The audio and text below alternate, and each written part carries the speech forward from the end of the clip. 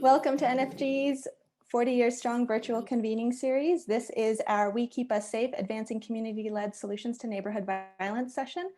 I'm Courtney Benayed, NFG's Director of Membership and Communications, and I am excited to pass it on to CORY Anderson, our board member, who will welcome us to the session. Good morning, everybody, or good afternoon if you're on the East Coast. My name is CORY Anderson. I'm the Chief Innovation Officer at the Winthrop Rockefeller Foundation here in Little Rock, Arkansas, and a proud board member of Neighborhood Funders Group. 30 years ago, I was a gang intervention specialist here in Little Rock, Arkansas. I worked for an organization called New Futures for Little Rock Youth that was funded at that time by the Annie E. Casey Foundation. Gang intervention specialist was a fancy title, but all it meant was that I was young enough and cared enough about my peers to want to go out into neighborhoods and engage with other young people who were not aware of the opportunities that they had, but were acutely aware of the challenges that surrounded them in their communities. As a gang intervention specialist at that time, again, this is 30 years ago, I had a pager. And whenever my pager went off, it was important that I answer that call. Because if I didn't answer, a young person might end up in jail, a young person might end up kicked out of school, a young person might end up dead. And through that work, it was reinforced for me the importance of having young people and the people in the communities around them, the adults in the communities around them, engaged in this issue of abating community violence. Now, this is a systems challenge that community has to be involved in. And so today's conversation I'm really excited about because I know there are other folks that are still doing that work 30 years later. Just last week, my youngest son, who's 23, called me. A friend of his here in Little Rock had just gotten killed. And he said, "Dad, where are the people working in communities that are helping solve problems?" I had to tell him that they weren't there anymore. Because of COVID here in Little Rock, the city council actually cut the budget that funded those folks that had been around, that had been in community for nearly 30 years. It was the easiest thing for them to cut when city resources were reduced because of COVID. What I had to tell my son was they're not there anymore. What I had to tell my son was they're not a priority anymore.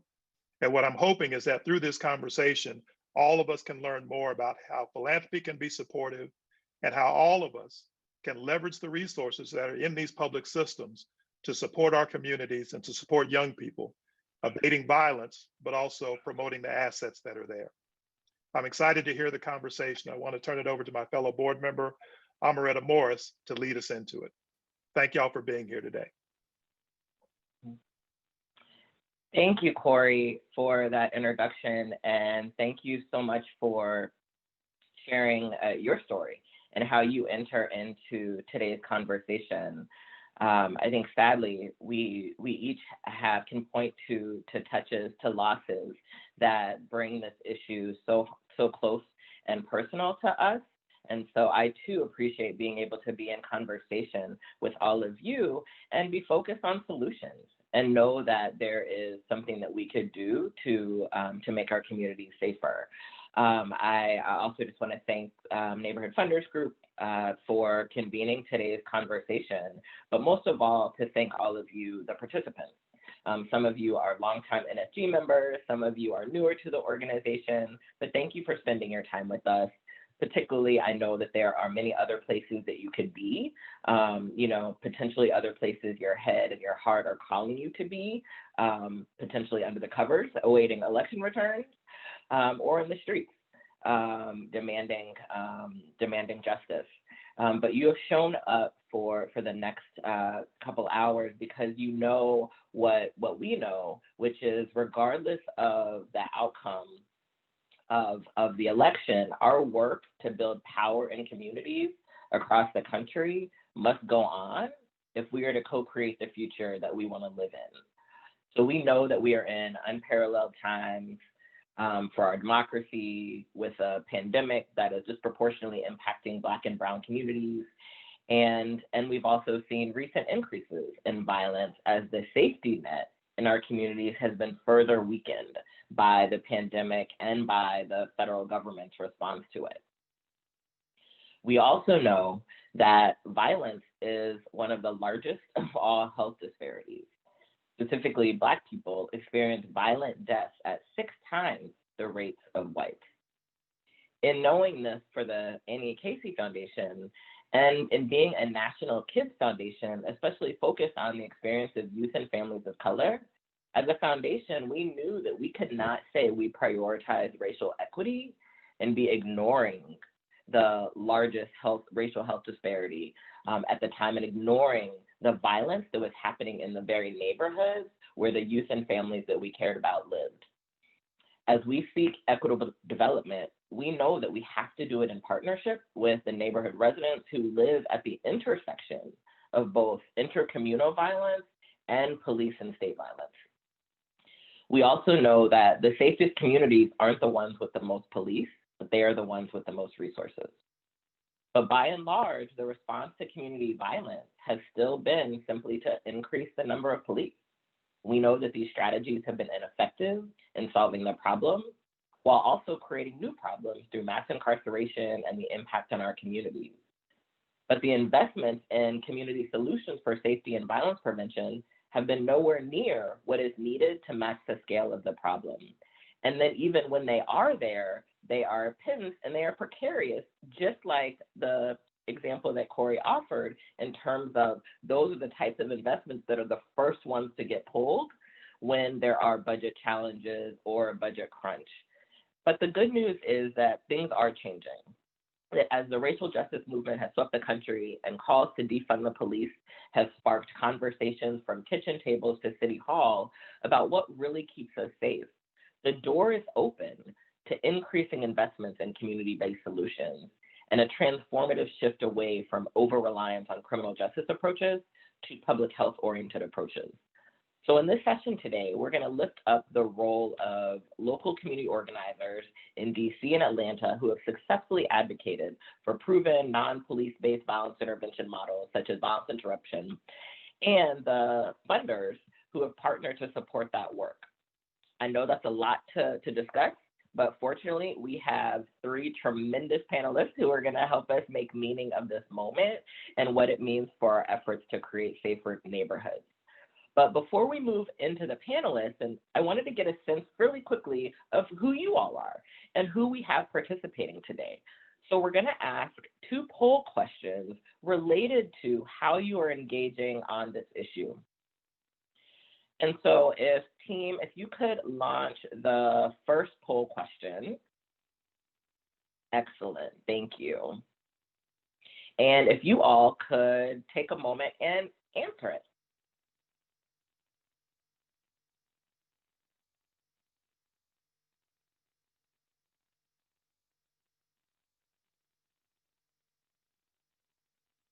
Wonderful. And while you're doing that, I just wanted to quickly talk about how we're going to spend the rest of our day, or the rest of our time together. I'm going to introduce each of our panelists. We'll have about a 30-minute conversation, and then we're going to open up to Q&A from you all. We'll then take about a 10-minute bio break. So you can go take care of yourself, but please do come back, because then that's really the part where we're going to dig in.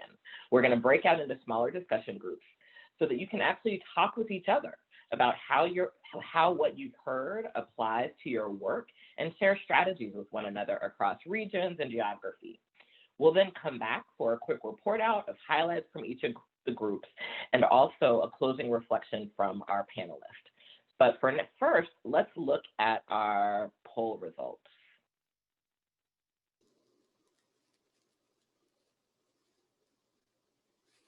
Oh, terrific. So we've got a great mix of folks here, folks who are doing this work, a lot of folks who are funding this work locally, which I think makes a lot of sense given how the work affects us, and wanting to make sure that we are absolutely committed to the communities in which our foundations reside. In interest, I love the 5th of you who are here because you are interested in getting involved. on this issue and thinking about how your foundation or your entity may support this work. And I'm also, really excited and deeply appreciative of the folks who don't necessarily see a fit for them right now or in the immediate future for this work, but are still cluing in to learn more, and potentially that could change. So looking forward to the conversation that we have today. We have one more poll question, so if the team could launch that one.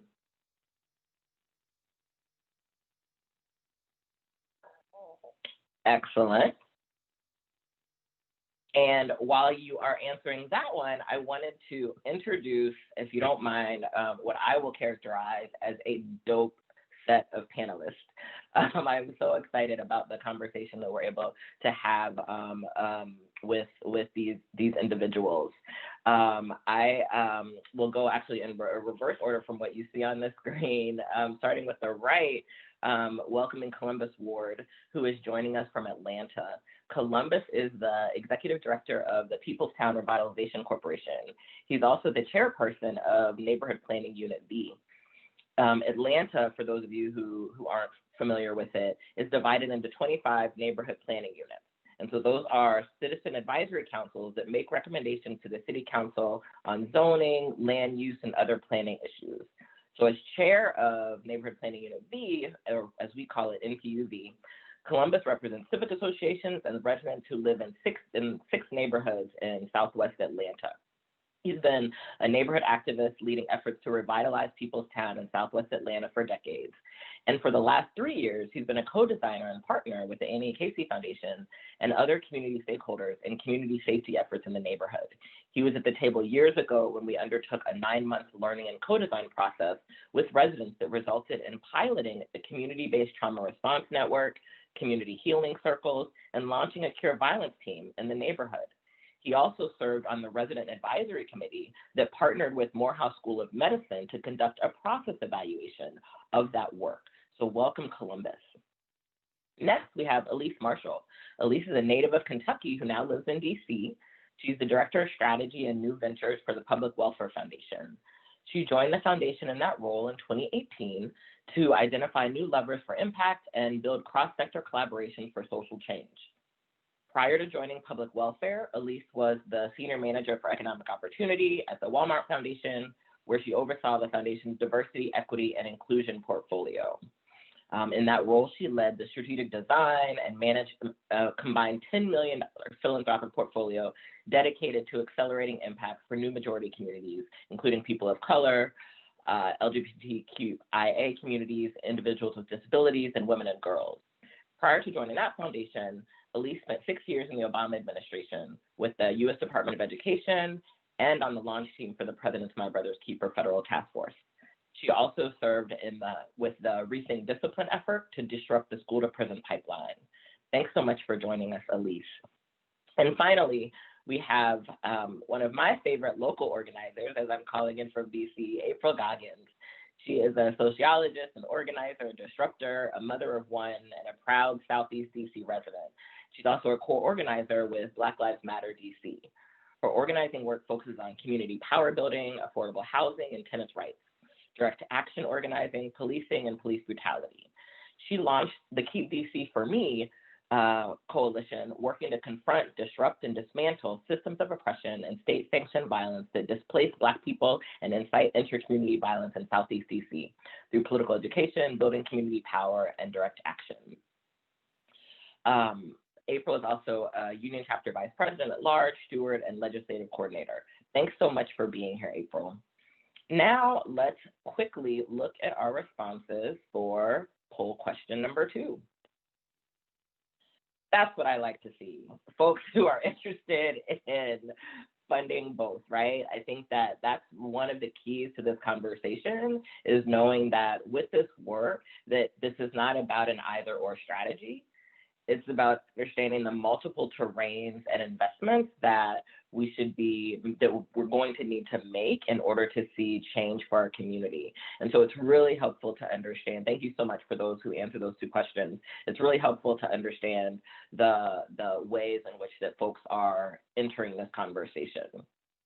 And so let's jump right into our panel. Thank you all so much. Oh, hello, panelists. So great to see you. The first question I have, I'm going to direct to you, Elise. You know, the Public Welfare Foundation has a long history of investing in criminal justice reform and systems change. I mean, on a personal note, I was a grantee almost 20 years ago when the foundation supported our juvenile justice coalition as we organized youth and adults to close DC's youth prison, Oak Hill. And now you've continued that work while also making deep investments in community-led violence prevention and advancing public health approaches to violence. Can you share what motivated the foundation's investments in community safety, both in the foundation's hometown of DC, but also elsewhere? Yeah, sure. Thank you so much for creating this space and for the question. Yes, I'm with Public Welfare Foundation. We've been around for 70 plus years, and investing in community-rooted organizations is nothing new for us. But when I came on a couple of years ago, we were going through a strategic shift and acknowledged that if we wanted to focus more intentionally on addressing mass incarceration, that would require us to go deeper into place. And so in doing that, we identified a few jurisdictions that we wanted to hold up as our target jurisdictions that we would be going deep in over the next few years. And we knew we couldn't do that with any fidelity without looking at our own backyard first. We're based in Washington, D.C. We had funded, as Retta mentioned, we'd funded a couple of efforts around the closure of Oak Hill, the former juvenile detention facility, and other efforts, but hadn't really built out a strategy here. So one of the things that we did first 2 years ago when we identified DC as one of our target jurisdictions and said we wanted to focus entirely on addressing mass incarceration and moving the system to invest more in community-rooted alternatives to incarceration and violence reduction in the city. One of the first things we did was we brought on a couple of partners to help us in listening to the community. So instead of going in with this top-down approach, which funders often do, we're really good at, right? Creating a really, a beautiful slide deck with all of the indicators we want to move on in a windowless conference room. We knew that we wanted to listen to folks first. So we held a series of 6 listening sessions with community members and asked them, what are the issues impacting you when you think about the footprint of justice and incarceration, and who's bearing the brunt of that crisis? Where should we really be focusing our efforts? And a couple of things emerged, both through the data and through conversations with local organizations and directly impacted folks and advocates and practitioners in DC.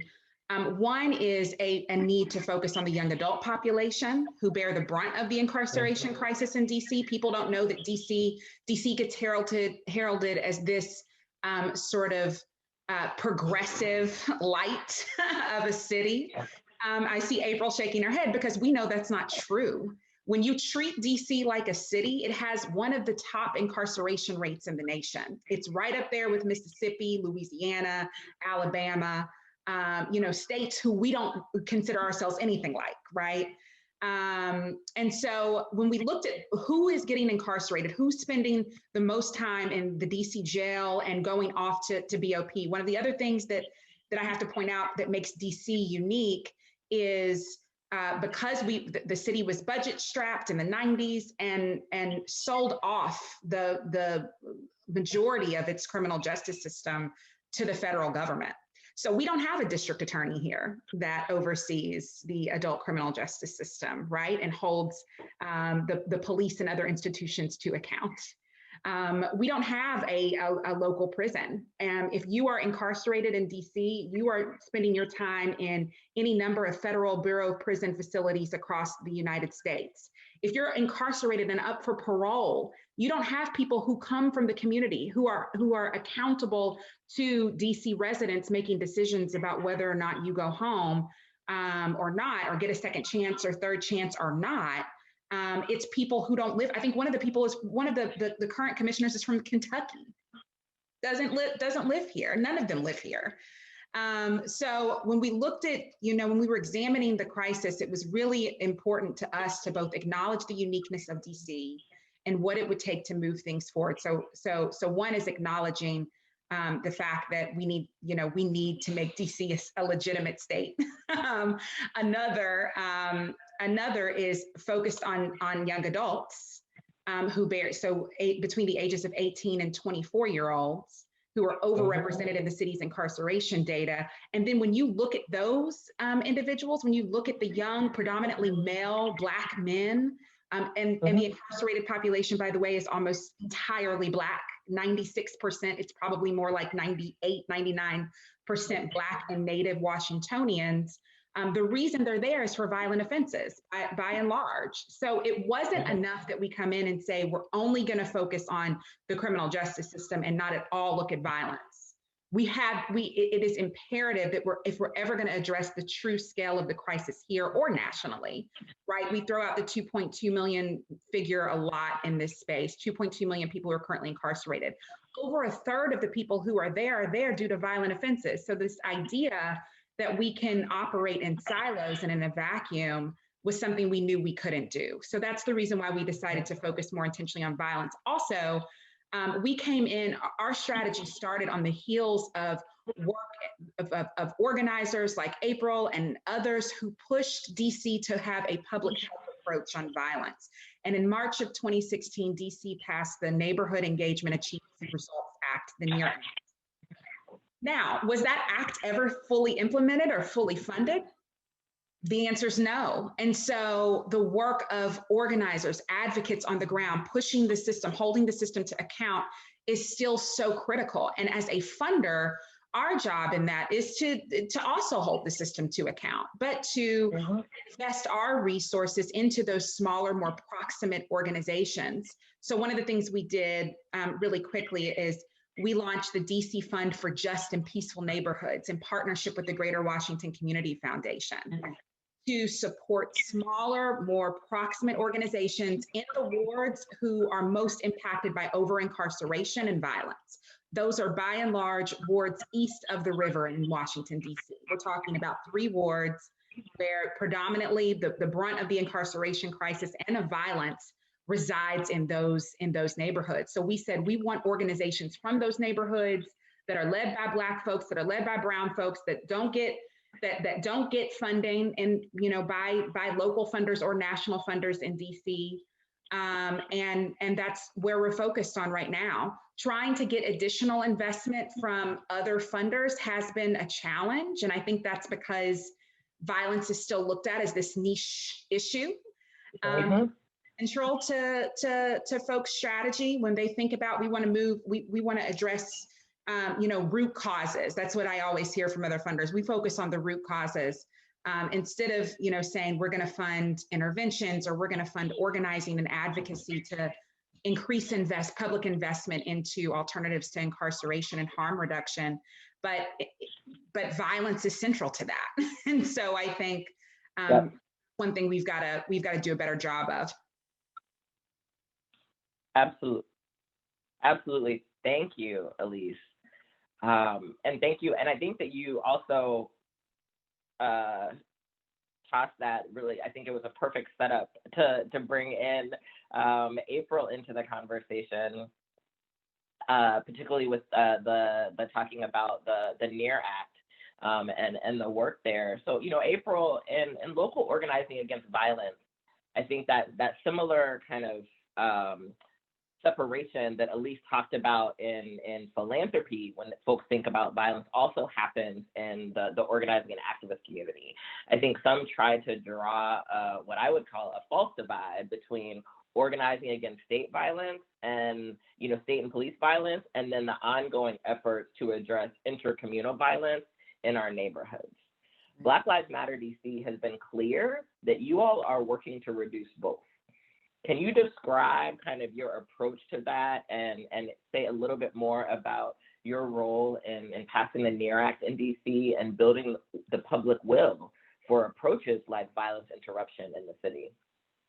Yeah, so well, thanks so much for thinking of me, Retta. This is very cool. I couldn't think of sorry, I couldn't think of anything else to like stop everything for than this. So I'm literally on BLM Plaza. So I so actually, my first like action, I came out of tenant organizing in Southeast and kind of took like a 2-year break, which I think it doesn't exist anymore. Um, but uh, my first act with BLM was shutting down the mayor's crime bill conference in 2000 and God, it must have been 15 now, where she was introducing her crime bill based on it was going to be like no knock raids and um, uh, warrantless searches and all of this really crazy stuff for a violent increase in homicides, which if you live here or in most cities, violence comes in waves, and it's generally like a rate in homicides generally comes in waves and has much more to do with things that are sociological, social than any of the things that they actually want to spend time on. So we were in a moment of increased homicides, and we said, okay, we're gonna go and we're gonna listen, right? Because clearly this was in the beginning. So we said we're gonna listen to what she says. Because it was in our neighborhood, it was in Southeast, and we listened for about 3 minutes, and she started talking about police, and we just shut it down. Literally shut it down to the point where she just couldn't talk anymore. She tried to talk over us. And you just never know how people are going to react. But people in the audience were like, yeah, this is wild, because these are the people in their households who were going to be impacted simply because they either had been in a place where there's already heightened police, or had somehow, been somehow touched the injustice system, right? And so, the first thing that everybody says is, yo, you guys just shut everything down. You don't have any ideas. You don't have any solutions. Well, we had already had a solution. And the solution was to make it a public health issue that says you have a duty not to harm folks in the name of stopping harm to folks, the same folks. And so it was at the next council hearing when they were seeing about this bill, and there ended up being dual bills between the mayor's office and council member Kenyon McDuffie and his committee on the judiciary for the council. And at the center of that was the first time that I had ever heard DC government talking about the need for fighting something that wasn't about policing. And so it was me, Eugene Puryear, and my brother who testified and just said, hey, there's this program in Richmond, California, and you need to look at it. Because the other folks were like, well, what are we going to do? Clearly, like, we have to lock people up because they're going to be a danger to people on the street. It was just like absolutely no one was talking about anything else. But at the same time, police violence was, it always is here, but it was out of control then too. And so from there, he intentionally, and I will say, a politician is a politician is a politician, but I feel like Kenyon McDuffie spent the time to actually talk to folks who have been doing this for a really long time, which is really, really, really big. Because in DC, this is not new. This is a function of community in DC that is as old as DC. In that, historically, the neighborhoods here were segregated. Folks forget DC is below the Mason-Dixon line. So you can say whatever you want, but this is the South. And, so from the beginning, folks were taking care of each other, right? You don't want the police to come into your neighborhood. So being able to work with each other or work inside the community, or folks to be like, nah, so you can't do that here because we really don't want the police to come over here, is a function of just Black communities everywhere. And so being able to first honor that and get that history was incredibly important, because there were definite, like, age old then understanding where that came from, right? DC will tell you, if you talk to Malik Farrakhan, who I lovingly call my uncle, who is the founder of Ceasefire. Ceasefire. Yeah, Don't Smoke the Brothers and Sisters will tell you that his ceasefire was the first in the country. At first I used to be like, oh, well, okay, you know, everybody thinks their thing is the first. Till I went to his office, and on his wall, you have then DC Attorney General Eric Holder's declaration that ceasefire was indeed I don't know how you would say it, but the name belonged to that group. And so there's also then this dueling like narrative around who does that work here. And I bring that up not just, you know, historical terms, but I think that it's a fundamental, just a fundamental way that this work comes to be, right? Because even today, we fought really hard for the NEAR Act. We knew at the time that it was going to be the government doing this. We had no falsehoods that this was going to save everybody. This was going to be the be all and end all, but it was a means to harm reduction, right? It meant that we have this gaping, bleeding wound of violence in our community. How do we stop it for now while we're working on the alternatives? And we could not support anything that had to do with more policing, more money in the police budget. So even then in 2015, we were talking about defunding the police. Like, to be very clear, it was like, you need to reduce this money and put it into violence interruption. And so, you know, the very like intense level of energy that it took to get the community behind looking at alternatives was in and of itself like a function of violence, right? It was like a symptom of violence. It was PTSD. Let me put it as PTSD, because if all you have in your most human, visceral moments of violence and loss are then, you know, asked, well, what should we do? Because you're thinking of people you lost. You want to protect your kids. You want to protect the people on your block. All you've ever heard is police.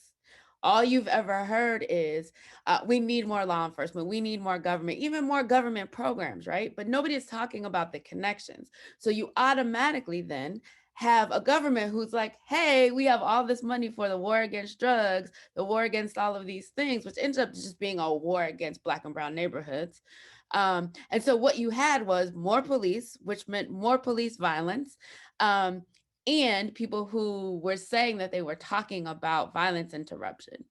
And until you could look at police violence being gun violence, and police violence being part of that intercommunity violence, right? Because there's not a way for you to pick up guys off the street and bring them back and act like they told you all kind of information, and that's not going to start something. And so in the beginning, there wasn't a lot of people looking to fund that, because it was very, you know, folks want to be like, well, what are the measurements? How are we going to know if it's successful? And for us, we're like, we don't know that this model is going to be successful, but like, you have to trust that we're going to figure it out. And then we have to, I mean, at some point you have to say this has to stop, right? And I will say, this is another reason I was really excited about this, is because there are philanthropy models that have been very, very important to this being able to be done by not getting in the way of what the community self-determines for itself. And so I had the honor, I'll say, of being one of the co-creators or original founders of the Diverse City Fund here in DC. And I remember sitting down for hours and hours and saying, how do we take into account all of these things, from violence in the community, from people needing to work during the day, to really think about how do we, that resources are important. And as much as I am anti-capitalist, money pays for things. But how do we do this in a way that empowers the community, doesn't make us beholden to funders, right? Because that was another thing. I feel like it's a lot different now. But in the days, it was like, well, now you can't actually go up on your website and have an F12, picture on your, it was a lot of that. And I'm like, yeah, but the guys on the street that we talk to, this is their reality, right? And so in pushing the NEAR Act, it became very clear that it was a political education model and tool, because what we also learned was that it wasn't going to be the government, because every time there's a new election, every time there's a new committee chair, all of this changes. And so what we knew as a community was that we had to shift the entire paradigm of people thinking that there were alternatives, right? That there were other ways to do this, because Black people didn't need to sit and talk about violence all day. Like, we didn't need to keep having community meetings about violence. Like, that's kind of like sitting on your porch. So having the belief and the conviction that people know what they need, and the patience to listen, and not know, and enter the space not knowing everything, was incredibly important. And I'm gonna jump in real quick just on that point about, and then I want to make sure I come back to you, because I do want you to also talk specifically about, you talked about, you alluded to it when you said it takes the energy it took to also do the political education about it. And so please hold me to this. I want you to hold time for you to talk about the NEARC ambassadors and how y'all approached community education across the city. Because as somebody who's been here for 20 years, like, that's part of this, like, part of y'all's work that I thought was so incredible and powerful, and a model for other places in terms of how you got neighbors talking to each other from the least diverse, wealthiest parts of the city to Southeast, right? All kind of understanding and teaching each other about alternatives that can exist. And that was so critical. But I don't want you to go into it now, because I want to pull in Columbus quickly, because you had talked about part of the work is in being able to, and part of your encouragement to funders is about trusting community, right? Trusting community, trusting the community knowledge that's there. Columbus, you have been a community leader in Southwest Atlanta. You are the epitome of community expertise and knowledge, and listening and mobilizing those resources and that knowledge to push the city to do better by the neighborhoods in Southwest Atlanta. One of the things, and I want to ask you about a couple things, but first, kind of relative to this question, is I want you to talk about how you've seen trauma kind of play out at the community level, because I think that's a big part of this conversation as well. One of the things that the Casey Foundation, for example, was informed by was the Prevention Institute's work on the role of individual trauma and collective trauma in the production of violence. And when we're talking about collective trauma, we're talking about structural racism, right? We're talking about chronic disinvestment in neighborhoods. Many people on the call may be familiar with the term ACEs, adverse childhood experiences, that refers to the stressors that impact an individual. But in 2016, Prevention Institute, they introduced a complementary approach called ACER, or the Adverse Community Experiences and Resilience Framework, that really pulled us back and said, we can't just look at what's happening at an individual level.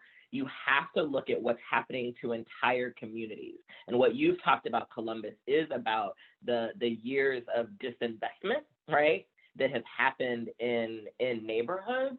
But that disinvestment has also resulted in trauma, right, in neighborhoods. And so could you just talk a little bit about, how you see that playing out, what that dynamic looks like in Atlanta, and what you think is the path forward to help our communities heal? Hey, thank you for the opportunity.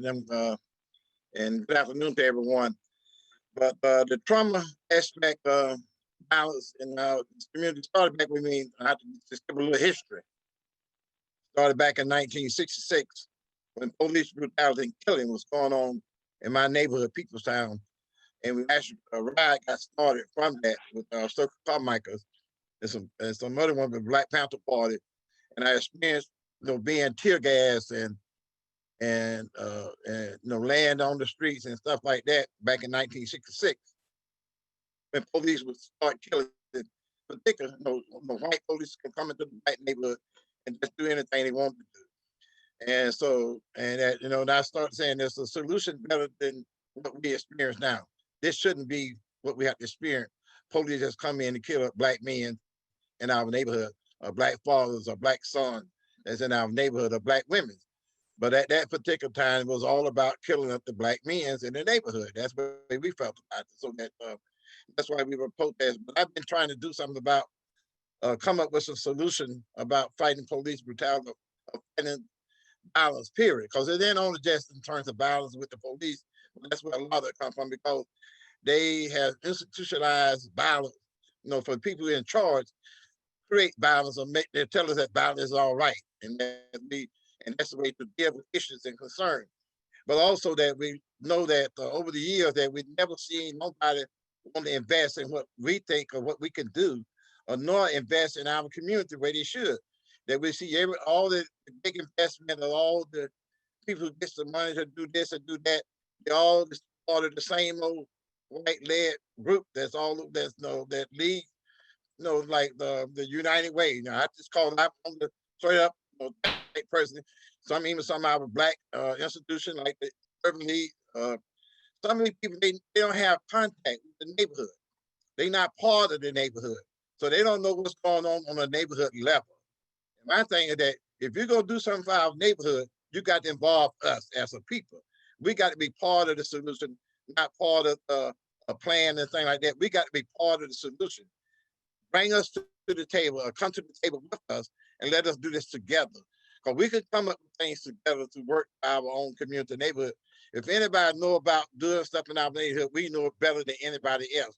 And so that just though the fact that we've been traumatized by so many events, not only just in terms of the police killing, but we start seeing some killing among ourselves. But everybody say that that's the right thing to do, because nobody, in terms of, when I say everybody, I'm talking about the power to be. Those who in political position, or those police and stuff like that, they turn their back in terms of to us who's trying to do something about it. So we don't get the support that we need to get.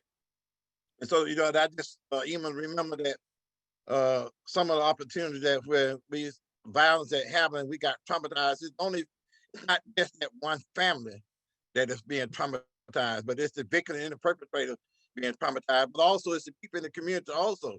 It's everybody who know both sides of the family that's being traumatized. And we seem to forget about the effect that they have on our lives, that when we event happen in the community, a violent event that how it traumatized everybody. And that it's so important that because we already dealt with it as a community before anybody came to us. We had learned how to start dealing with trauma before anybody came to us, and just in terms of a community level. We learned how to start dealing with the family, talking to the family members on both sides to try to keep people from going back and trying to retaliate against the other one. We started doing it. It wasn't one of the most popular things to do, but we started trying to do it on the personal level, or try to make sure that we didn't want to see more violence being created because of violence. And one of the things that we've seen to always forget, when you talk about violence, and it's a health issue, but when we talk about the health issue, but also mental health, it's included as part of this. That we need to always remember that whenever we talk about health, violence or the health issue, it's also have a lot to do with the mental health, because the mental health component create more violence. You don't deal with it, it's gonna create more problems and more violence within the community. People are gonna be more and more traumatized by that event. So we continue to see all this stuff that's coming to us on a regular, and that we seem to not have the support, have the people making investment in our neighborhood to help us through this process. So we continue to work and to work hard at it. We're not giving up. We're gonna continue to work hard at it. We appreciate everything that the Cases Foundation is doing, but I tell people enough. That's not enough right now. We need more than that. We need some more people to come to the table and be a part of the solution. But don't forget, don't come in and say, tell us what to do or how to do it. Come in with us and we work this together and we plan this together. We can come up with a much better plan. We can be the role model, whatever you might want to call it. But we are the one that can make this a change the way it needs to change, as long as it involves people in the community. And I always say you have to come to the grassroots level. You can't come in to try to tell somebody what to do. You come in to learn what to do, and we can do it together. I mean, that's first step at it. I don't know how much time you can give me to talk, but I can keep on going on and on, because there's so much more that we can talk about to really bring about some changes in our community. I just, like I said, I like this opportunity that we get a chance to share and talk about some of the things we're doing, because I've been, like myself, I've been doing it for a long time. I want to pass it on to somebody else, that I won't be able to do this all the time, but I want some other people to step up to the plate and start fighting the cause of the fight. And we really got traumatized by the fact that when we had that police killing here in our neighborhood, about Rayshard Brooks that was killed by police right here in our neighborhood, the People's Town community here in Atlanta, at NPUV, and then how that had such an impact on what was going on in people in the community that we just had to change something. And that and one of the things is not only just change what's in the community, but the way we got to make our police things where they police in the community. That we got to make sure that our police get the right training they should be getting in our community. We need to redirect some of those dollars and to do something different. We don't need to be the pipeline to fill up every prison that's in the state of Georgia or prison all over the country. And not only just prison for adults, but the children prison. Basically what happens is we don't start doing something, make sure something's in place to keep from heading in that direction. We just gonna keep on filling up the prison, the children prison and the adult prison, based on how things going now. We will continue doing that as we come up with some change. It's a solution to bring. You're absolutely right, and thank you for noting that the Wendy's where Rayshard Brooks lost his life is in NPUV, again, kind of for folks who to help orient folks to the geography of the neighborhoods. And so kind of, again, it's this notion that we cannot separate these issues, right? That we were trying to, when we're trying to advance safety and peace in our communities. And you all were right there, kind of Columbus, you were right there, as chair and your fellow NPU members demanding solutions, right? Demanding greater investment from the city as part of the city's response to the protests and as part of the city's response to all that happened. And so thank you so much for your leadership.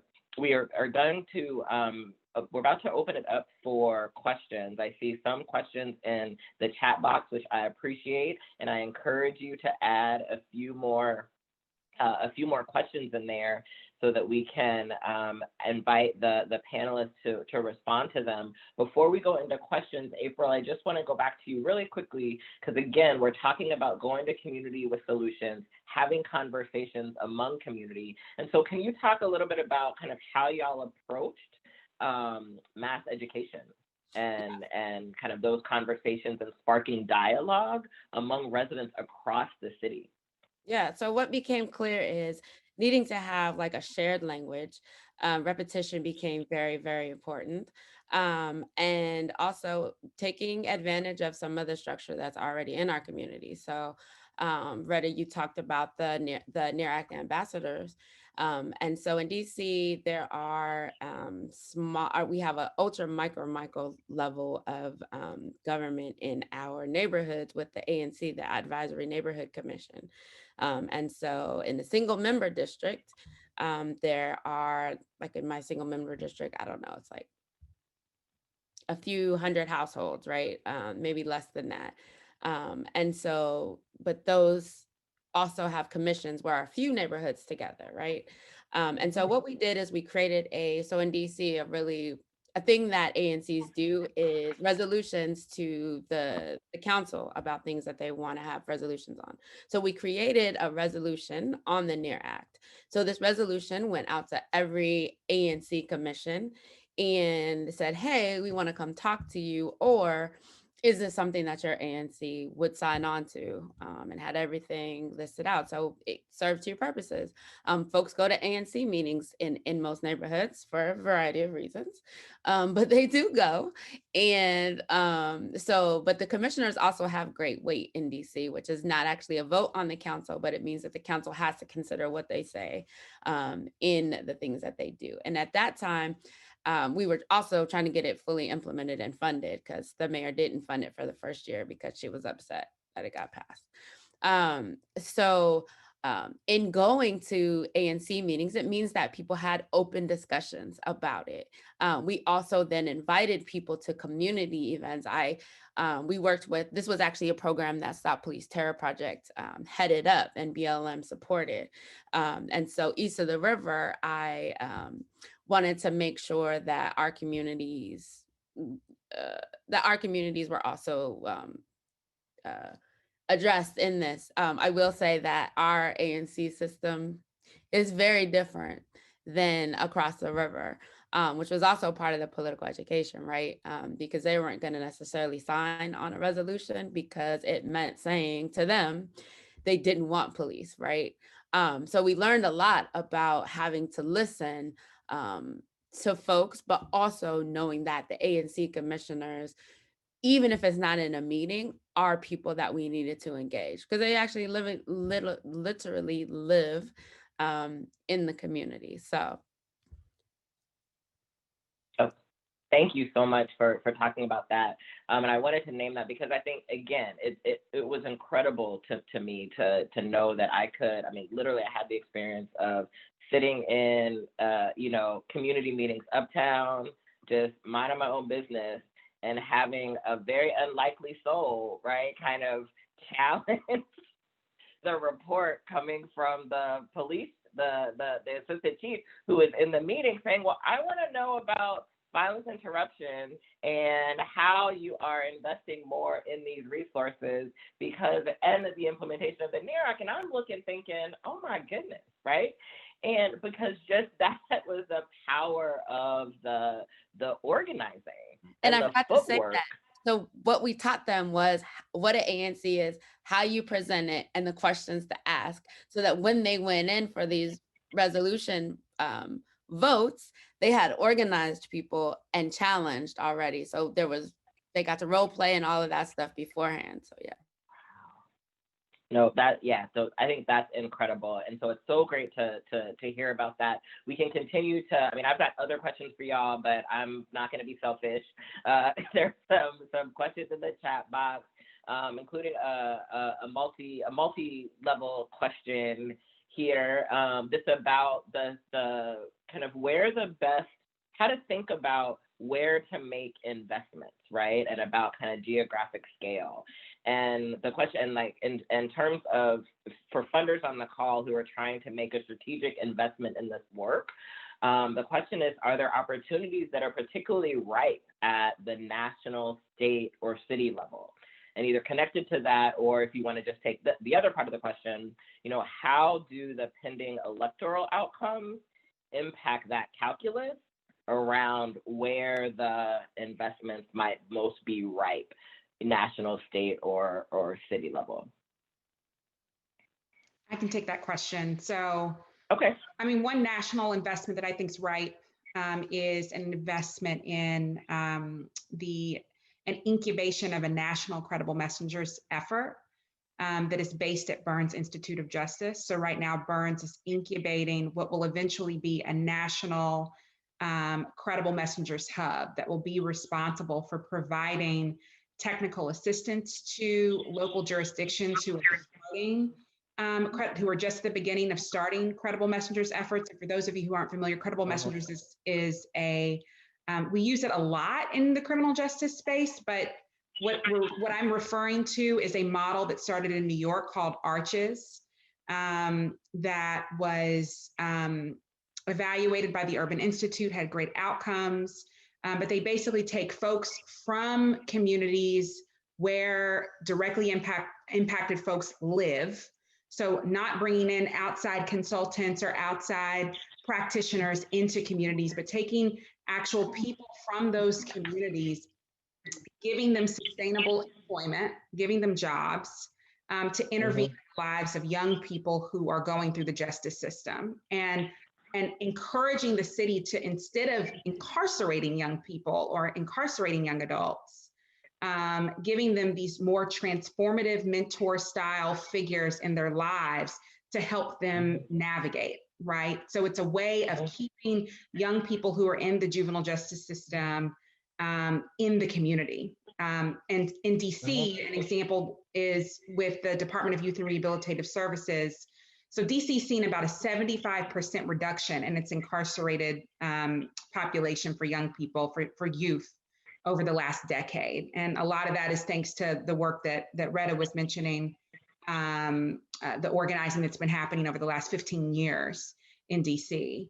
But that reduction has held, and a part of that reduction has led to cost savings that the city has seen. And that instead of using those cost savings to expand its incarcerated footprint and say, we're gonna keep kids with us, they're keeping kids in the community through Credible Messenger's efforts.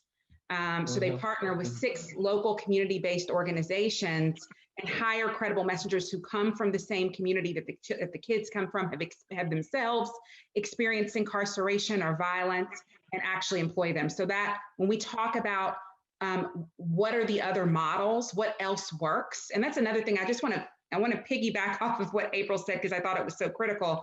We have to actually fund communities to do that visioning. Like, we actually have to give them resources.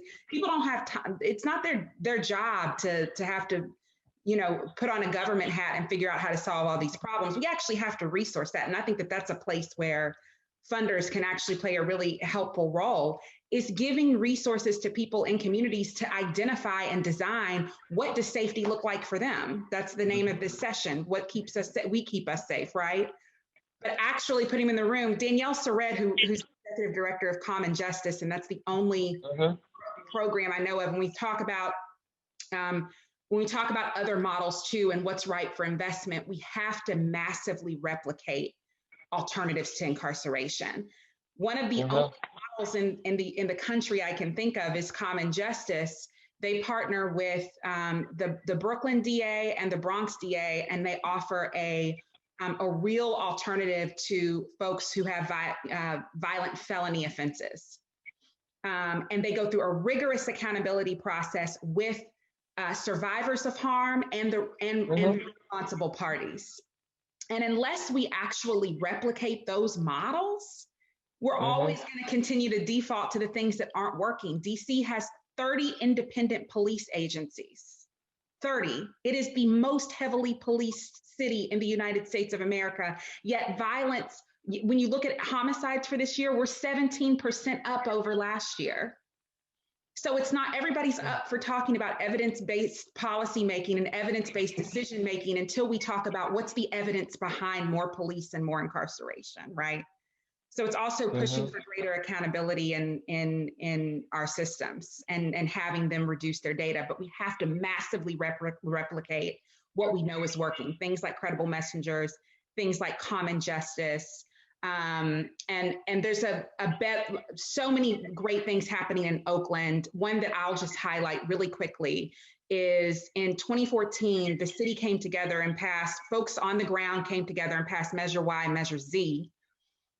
And they actually passed a city tax. Community members said, we are willing to pay a tax, parcel and parking tax, I believe it is.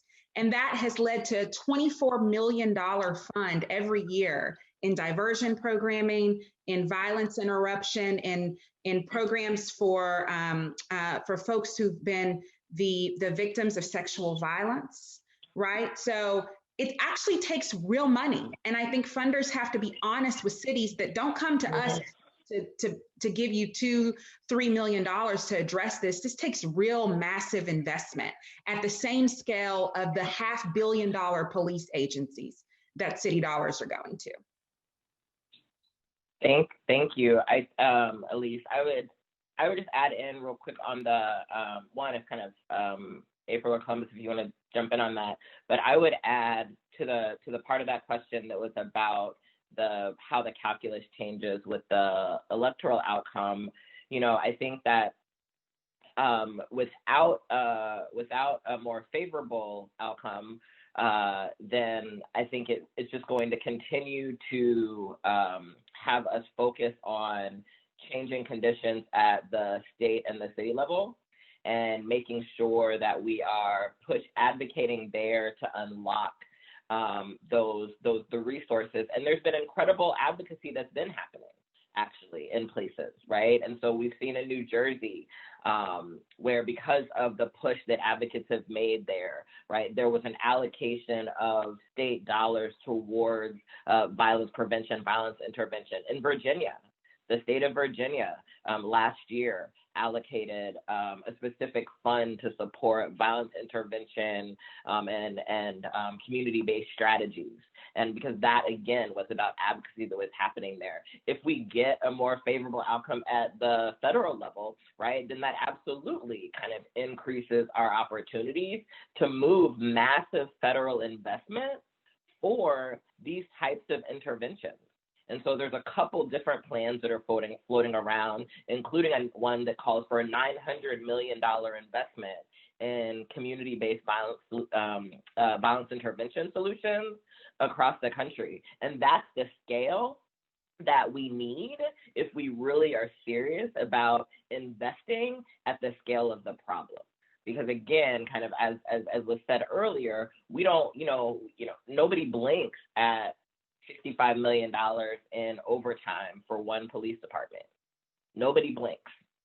But we've got to rally 15,000 residents to not have a $1 million cut in proven community violence interventions, right? That's the calculus that has to change.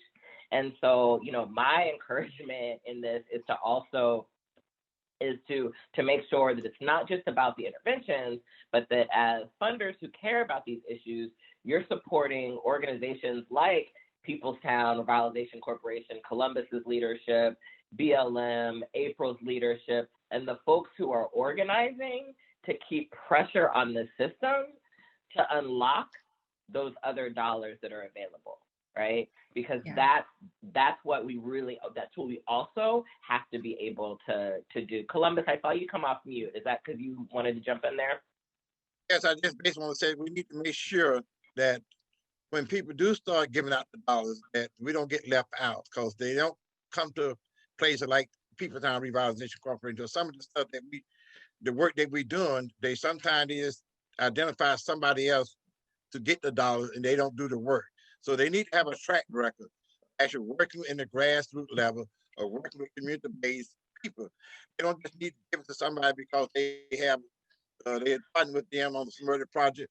They're good friends, because a lot of times we see the dollars get there from a government money to federal to foundation money, but they end up going to the wrong people. So they don't never get to the community like it needs to get to the community. Because we got some proven stuff already. We doing the stuff around trauma response network. We doing stuff around cure powers. We're giving out food in the neighborhood. We're feeding people in the community. So we're doing stuff. We're bringing people together. And one of the things I was trying to push and set up Atlanta to do, take some of this dollar that you're spending now. Why don't you hire some of the young folks in what I call a youth cadet program? That's as soon as they get out of high school, or some of those who are getting ready to get out of high school, maybe in a GED, give them a free 2-year education at a junior college, learn about community policing, and they might want to end up being a good police officer for the city of Atlanta. But they will learn about policing in their community. There'll be a cadet program. They will get paid. They can be on their train to work along with police and stuff like that. But I think those kind of creative solutions we have to come up with to put our young people back to work, because it's an economic thing too. If we don't have an economic being taking care of ourselves, we're going to probably have issues of people not investing into our lives. So we got to make sure that we have an opportunity to be creative and we think outside of the box and do stuff and put money into the community where people is doing that, like some of the work we try to do here. Thank you, Columbus. And I also just wanted to flag that I wanted to thank Natalie, who's on the line from the Atlanta, the Annie Casey Atlanta office, because I saw that she dropped in a link to a couple of blog posts that can talk more about the things that Columbus mentioned, including the trauma response network that he helped design of community residents who respond to incidents of violence and help to support community members. Because again, it was this point that it's not just the person who was involved in the immediate act who is bearing and experiencing the trauma. And so it's about how are we wrapping our arms around all of our neighbors and supporting them. He's also been instrumental in helping to bring a Cure Violence Interruption team to Southwest Atlanta as well. And so really talking about going to the community organizations who know, I won't go into this, but we know as foundations that we are famous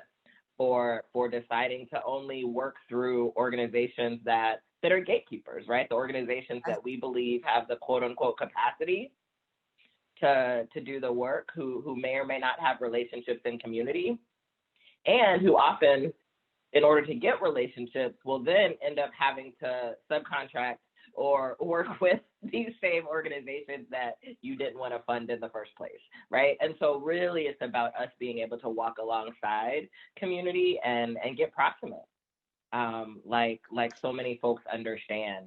So we are about to turn to break. I saw April come off of mute, and so wanted to make sure that she was able to jump in with kind of a comment that she wanted before we went to break. Yeah, I just wanted to also point out the importance of not organizing around money, electoral cycles, funding cycles, because what we know is that the need far out, I mean, it's always the same, regardless who it is that, you have to get that from or where, and which is why there is a mutual aid component to all of that, which is how do people eat when all of that changes? And how do people, especially like now, so we've got 60% of the people, either unemployed or unhoused or about to be. So how do we also sustain the people that are directly impacted? And then lastly, I'll say part of that mutual aid also is taking better care of the violence interrupters and the people that are doing that work, who often are just getting the very basic, maybe living wage, depending on where you are, but not the trauma care, not the care for the family, not for any of the things that also make them or provide opportunities for them to be healthy in the work that they do. Thank you so much, particularly for mentioning the point around supporting the care for the folks on the front lines. Which we absolutely have to be able to do. And hopefully we can talk a little bit more about what that looks like and some of the strategies that folks might be using to do that in the breakout groups. But before we go to the breakout groups, we're actually going to give you a short break. And so I believe we are giving you a 10-minute break. And so we're going to come back at, I've got 1:19, come back at 1:20. We're going to jump back on at 1:20, and then we're going to go into some breakout groups. And I hope everybody comes back for that. This is actually my favorite part because we've been talking at you. And so we're going to be in the groups. And now we actually get to talk with each other and talk with the other funders who were on the call about what this work means and make some sense of this. And so please come back at 1:20 so that we can go into our groups and actually have more interactive discussion with each other. I hope that break was helpful. You were able to take a stretch, move your eyes away, and then come back. Again, we know that Zoom fatigue is real. But now we wanted to do the next part, which is give you a chance to get into conversation, get into more intimate conversation with some of the other participants and to be able to share strategies. And so when you get into the breakout group, one of the team will be there and throw out a few guiding questions to help stimulate some of the conversation, but really it's your time. It's your time to share and strategize and talk about what are some of the insights that have come up for you. So looking forward to doing that. And then we're gonna come back and hear a couple of highlights from each of the groups, and have some closing words and closing reflections and charges from our incredible panel. So that's how we will spend the rest of our time, and we're looking forward to what you're thinking, what's going on in your head, and what this might have sparked for you. All right, team. Thank you so much. Welcome back. I hope you had some good conversation in your places. One of the things, so now we just want to take a few minutes to be able to hear from folks. I'm going to try to shift over here so that I can see all of your beautiful faces. And so are there a few people, and we'll just take kind of a couple volunteers. Are there any volunteers who'd like to just share a highlight or a takeaway from anything that you talked about in your small group conversation? And you could either throw up a hand from the little reactions button, or you could actually wave your actual hand. And I think you should be able to come off front. I see you. You want to jump in? Yeah, I'll jump in. Yep. Sorry. Yeah, I'll jump in. Hi, everybody. Farron McClurkin here. One of the things I found was great was one of the participants in our group, and I'm not going to name just because I don't know if they're comfortable sharing, but talked about how their foundation has been basically using models that are aligned with or parallel to participatory grant making, and they talked about like community design. So basically, being able to participate with community in actually like design, like not only designing but like sharing models that people might not know from other parts of the country, and then sort of asking folks like, how might this work here, or do any of these things resonate? And I just thought that was that's a great model, because one, I think somebody said earlier, like, this is not people's jobs. And so like, I don't think it's fair to ask folks to have like all the answers to these complicated things. So I just thought that was great, because it was kind of like a give and take, where it's like you are actually still bringing like what our kind of privilege is like the privilege of knowledge, but also like sharing the opportunity to build and to hear what folks have and what they think could work. I love that example. I think it's a really powerful one, because like you said, one of the things that we know as funders, one of the things that we do when we're exploring issues is we actually have the resources. We fly in experts. We get all of the literature reviews. We get all the research. We use all the money to do this, and we hold it all in our organization, right? And so what does it mean to rethink that and to be on a learning journey right alongside community members, right? So that you're not holding that in, and you're sharing, and you're saying, hey, so that you're using that space for convenings and that opportunity for learning together, and kind of democratizing the knowledge that's out there, so that more folks know about what the opportunities and what some of the options and alternatives are. Because again, we're imagining something, and we're imagining something that's never been here before. So we're all learning together, right? Particularly in philanthropy, when we pride ourselves on this expert culture. That's not what this is about. Like, we don't know what this is going to look like on the other side, so let's figure it out together. Anybody else? Next person want to share a highlight, either from the same group or a different group? And I apologize if you're waving and I'm not seeing you. I'm trying to flip back and forth. Hey. Hi, Rob. Hey, everyone. Thanks so much. And thanks again to our panelists and AMORETTA for facilitating. So in our discussion, we got onto the topic of, as part of that imagination, thinking about the relationship to economic justice and how to bring those conversations closer together and get coming from the FJE side, how do we get funders who are interested in really funding whole workers' lives, interested in also investing in community safety at that grassroots level, as well as pushing labor to think more critically about this. And as April talked about, really getting them to think about what happens when workers go home and how do we understand workers' lives as part of this whole structure, and especially as a way to move forward the conversation on reimagining safety and on, frankly, abolition within the economic justice movement, which often gets stuck on the police union question and wanting to hash out the details of that, realizing that abolition and transformative justice is a bigger picture that involves actually creating this kind of new way forward and getting both labor and economic justice funders to invest in that grassroots work for the sake of workers, for the sake of folks, and in building community, and for the sake of building a more transformative and powerful movement.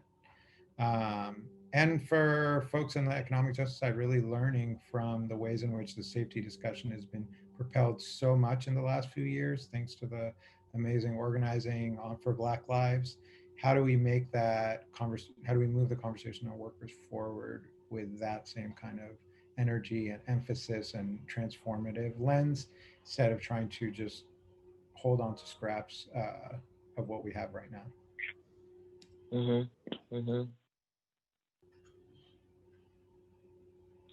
Oh, thank you.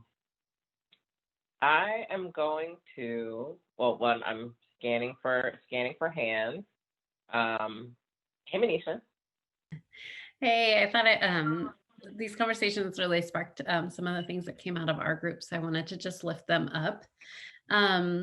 So one of the things that came out that I wanted to talk about is sort of just how clear community is. So one of our participants talked about mutual aid models that are right now all volunteer run, but these are sort of the infrastructure that communities and neighborhoods are building on their own because there is a lack of public investment or even philanthropic investment in some of these issues. And so, particularly building models and in philanthropy, is that expert culture that you were sharing, Retta, really resonated with me because we sort of think that the experts are, people in academia or people that have like the credibility, whatever that looks like for us. But actually, these volunteer models are ways that we can sort of share and highlight what is actually working.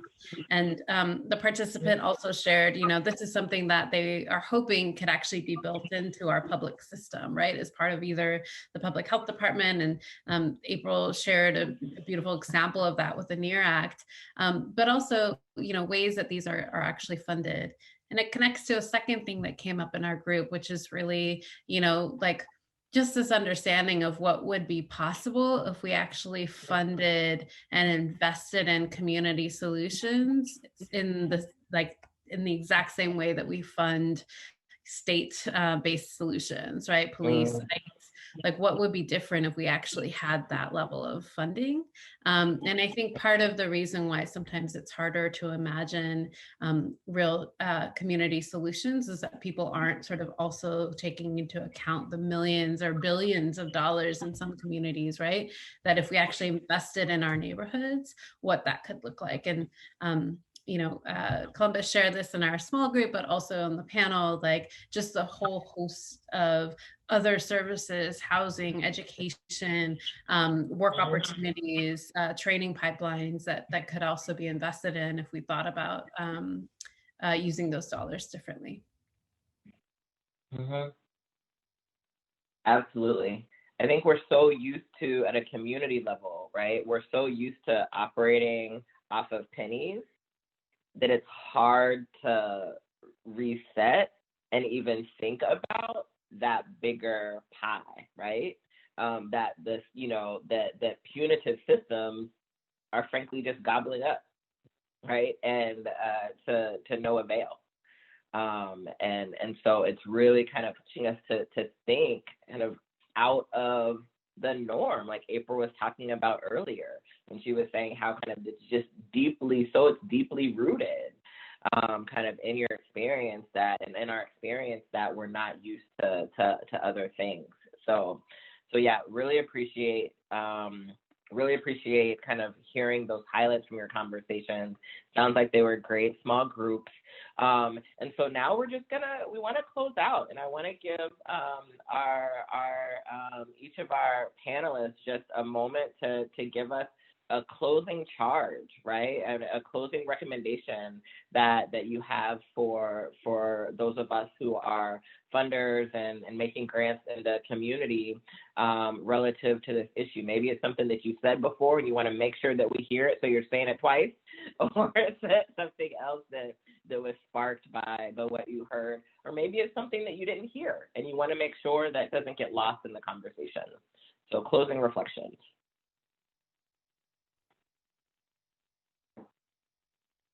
I go first. That's fine. Thanks, Columbus. Okay. First, I want everybody to change their narrative of how they support community-based groups and programs.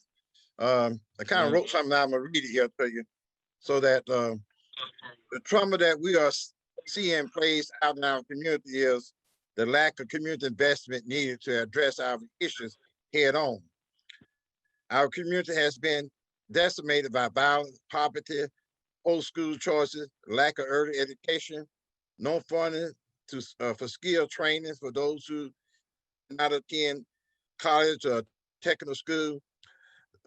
Also, that these issues have been manifested in a perpetuity crime in our neighborhood. Mental health is never addressed in our community. We never had a local budget that includes community health. Community funding must be a priority for Black, low-income, brown communities. That's basically what I want to give you, that. And also that people who've been committing crimes, all of them is not violent people. And that they was not intended to create a violent crime. It just so incident, it just might end up turning to a violent crime. So we have to look at people as being as people, not as being a person who just commit violent crime.